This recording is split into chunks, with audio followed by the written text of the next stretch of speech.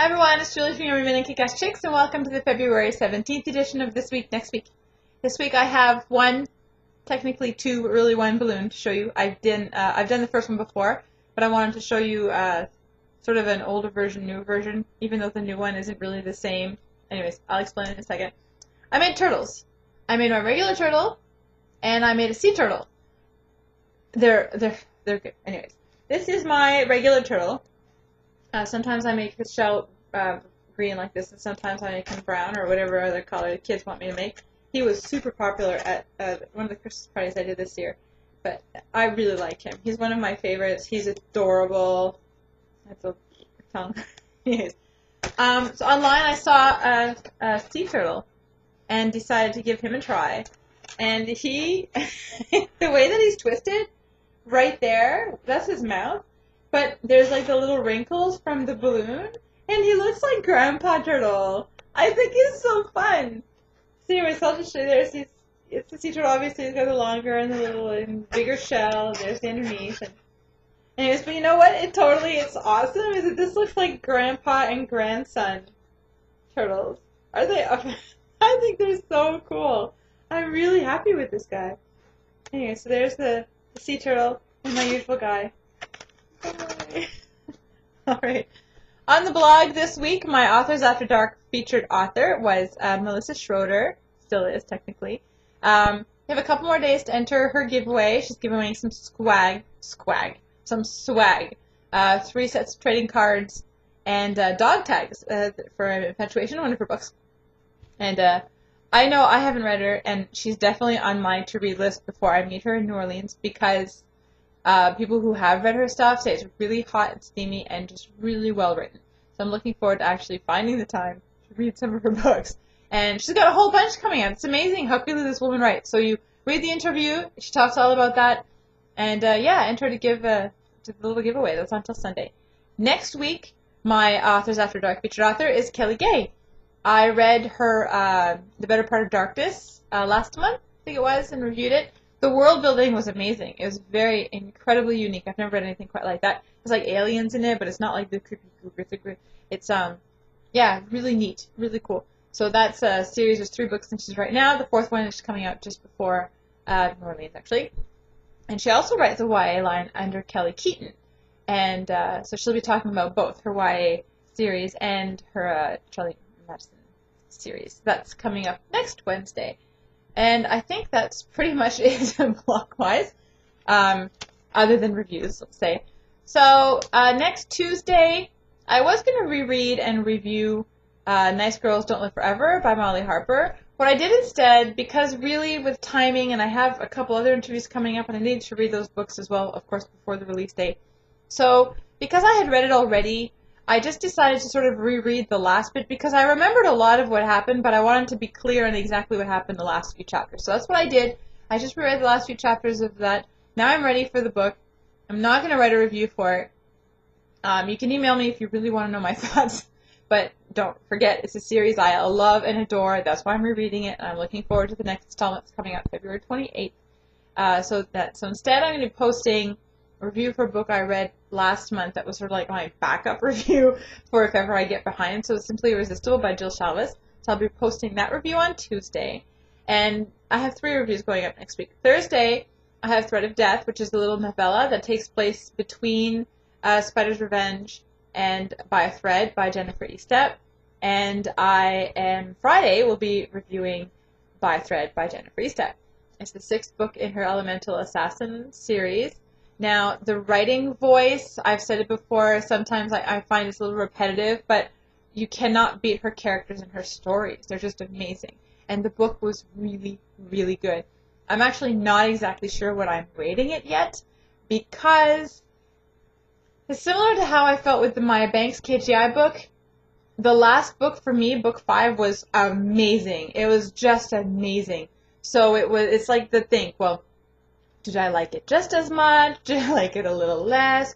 What about, like the whole analyzing thing. Some books, it's very clear, but when there's books that are really good and you're having to sort of compare with what was already out in the series, I find that's when I have trouble pinpointing exactly where I want to rate it. it's a high rating. It's like 4 or 4.5. You know, it's going to be awesome because it's a really good read. That one's coming out on February 28th as well. It's interesting to see Jin not having to go after Mab. You're seeing her, of course she's going after other people. She's an assassin after all, even if she's supposed to be on vacation. But it's a whole different feel to the story, I find. Maybe not a whole different feel, but a lot of it, because the first 5 books have been leading up to Jin going after Mab. And now that that's done, it's the next stage, you know, what's going to happen now. That her entire life she'd been going for Mab, and now she's, you know, now it's really cool. I'm enjoying it. So that's what's going on at the blog next week. Reading-wise, right now I'm reading Sins of the Sun by Linda Poitvin. That's one of the books I am interviewing Linda on her release day. Sins of the Sun's coming out March 27th, and she's actually going to be on my blog for release day. We have big plans, huge plans. So one of them is an interview, but I'm not telling you how the interview's going to happen. So, yeah, stop by on the 27th for that. There's, like, huge giveaways, not just one, multiple giveaways, and interview and my review, and all of it's going to be happening on that day. So that's that. And after that, depending if I get it in the mail in time or not, it was a Sliver of Shadow by Alison Pang. I'm hoping to get it before release day, but sometimes this publisher sends it via Canada Post, which means it's a little bit on the slow side. So whether I read it next or not, it depends if I have it. If not, I'll be reading it a bit later. If I have it, that's what I'm reading after Sins of the Sun. And that's my whole reading. Now, I want to just quickly talk about my new Kobo. I pointed out last week that Jason bought me the new Kobo Touch. It's amazing. Holy cow. I fought him on getting me the new Kobo for a while. This is not the newest one. They have a color one. And they have, like, faster Wi-Fi, and they have all this fancy stuff, but, every time he suggested I get one, I sort of hinted from my birthday in December, but then I changed my mind because it was kind of expensive, you know, just for a little, you know, when I don't really need it. My other one was still working, it is still working, la la la la. Finally, he's like, you know, I'm not giving you the choice, here it is. And I fought him. I don't need it, we should return it, that's expensive for nothing. Typical song and dance that I tend to sing to Jason when I do something, or when he does something for me that's, you know, over $12. So, but what a difference. It turns on immediately. The old version, and I had like the original Kobo, I had to wait for over a minute. I timed it one day. It was over a minute before it would load up, which is why I didn't love reading on it. Because, you know, sometimes the kids are, you know, off doing something and you might have a total of 3 minutes, I'm not exaggerating, 3 minutes to read. So the last thing I wanted to do was turn on my Kobo and then count down for half of that time, waiting for it to load. And then it was kind of dark, and changing the page too, I'd time it like the last 3 sentences. I could press the button, and then by the time I reached the end of those sentences, then it would turn the page and I'd be ready. This one is instant. Bang, bang, bang, bang. Turns on right away. I just have to, you know, touch the corner of the page. It's just amazing. So thank you, Jason. And my case, I'm still in love with my case. It's awesome. But yeah, the new Kobo, if you have the original archaic version, definitely, you know, put some money aside, a little bit at a time, maybe for Christmas this year. But yeah, no, the Kobo Touch is awesome. I heard the new Kobo Color. I don't remember the exact name of it, but I had asked someone on Twitter who was kind of talking about it. I don't know her, but oh, you have it? How's the glare? Because I find that's what happens with a lot of the iPad and the readers that have that kind of screen. There's a glare, and the glare hurts my eyes. So she said there was a bit of a glare on the bus, but it's not so bad on the right next. No. So definitely this is yeah, definitely worth checking into. That's it. Oh, it's kind of boring this week. This weekend, Saturday is observation week at my daughter's dancing, and since I missed the first one, I'm super looking forward to this one because I get to watch her do her tap dancing.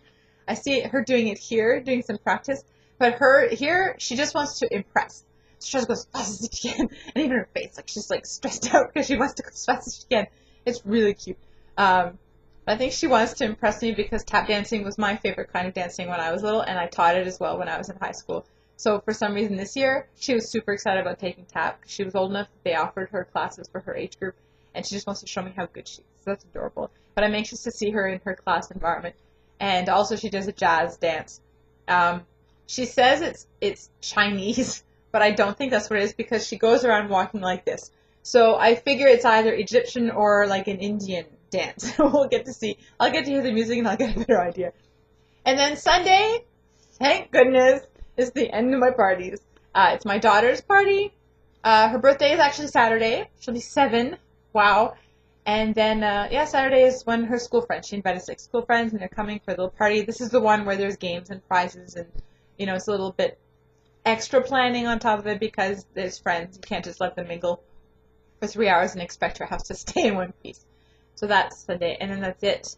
And then I'll be able to focus on everything else. It's amazing how having the blog and the parties and the Sparks and registering my son for school and all these things. It's amazing how it all just piles up. And I've had things on my to-do list, like calling my daycare insurance to see if they have home care insurance or home insurance and how much it costs. Stupid little things like annoying details like that. I've had on my to-do list for months, but they get knocked down because the priority changes because other stuff gets added on top.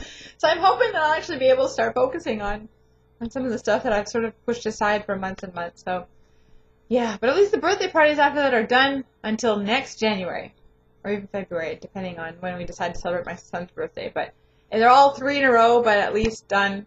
I have to wait. So, oh yeah, and let's not forget Valentine's Day this week. Yeah, last minute I'm like, oh my gosh, my daughter needs Valentine's for school. Go to the store. Ugh. Anyways, so overall, a pretty decent week. Busy, but good week. And whatever you guys are planning for the weekend, I hope you have a safe and happy one. And I'll see y'all next week. Attends tout le monde.